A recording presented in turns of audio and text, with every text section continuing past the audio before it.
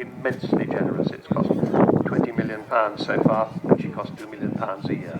But enough of that, because Kev Rumins, the man in the right-hand seat, is pulling up in front of us from the far side of the airfield.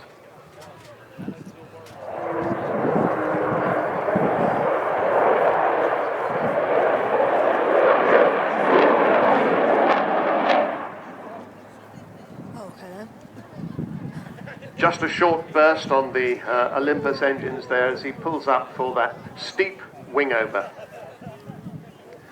So, as I was saying, this was the first B-2 version of the Vulcan into RAF service in 1960.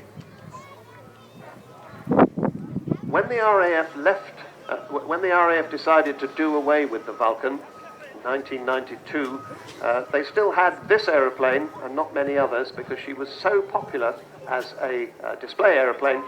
They kept her on until 1993, and then that was the last Vulcan gone grounded, and everybody thought we're never going to see another Vulcan fly. Everybody, that is, except the Walton family who bought her.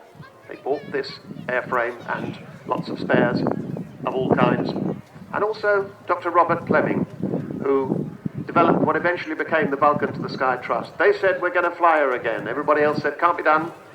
Well, it took until 2007 to get it done, and it took, at that stage, about £10 million.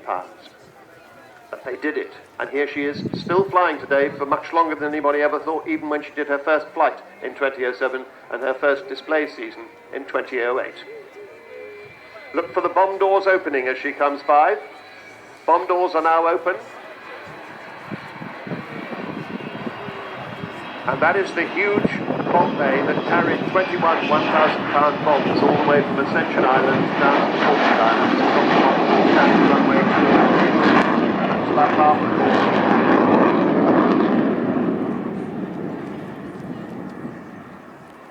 It was the longest bombing raid in history at the time, about the same distance as from here to Santiago in Chile, and it required 18 air-to-air refuelings to get it there and back. Very nearly didn't make it, but eventually get back.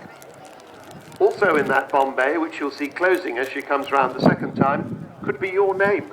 There are sponsors' names inside that bomb bay, and if you go down to the Vulcan village after she lands, that's way off to our right, more about that in a moment, you could actually have your name in that bomb bay. If you've got very good binoculars, you might be able to see the odd name now.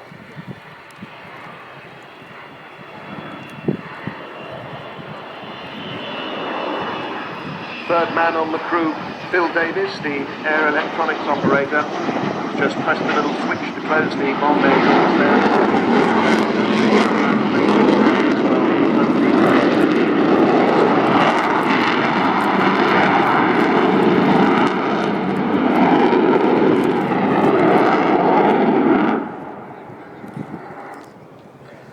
Of course, throughout all of the years of this project, the elephant in the room has been money. In order to get her airborne, there was an unprecedented heritage lottery grant of 2.7 million. First time they were asked, they said, we don't do things that move, but the second time round they agreed to do it. But she gets enormous support from the civil aviation authorities and other companies, AD Holdings, BAE Systems, Beagle Technology, Cranfield Aerospace, Goodrich, Kearsley Airways, Meggitt, Messier Doughty, Rolls-Royce, Serco, and here today I know, EADS, and also Marshall Aerospace. They're the engineering authority.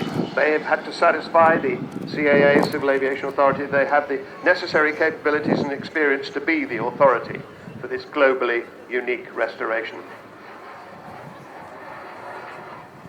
Marshall Aerospace has been there for Vulcan doing this essential work since 1999. Now, a lot of the fundraising for this is done by the Vulcan to the Sky Club.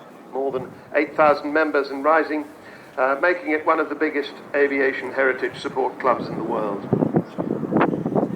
And this aeroplane, XH558, lives at what used to be Royal Air Force Finningley. She was actually based there between 1960 and 68.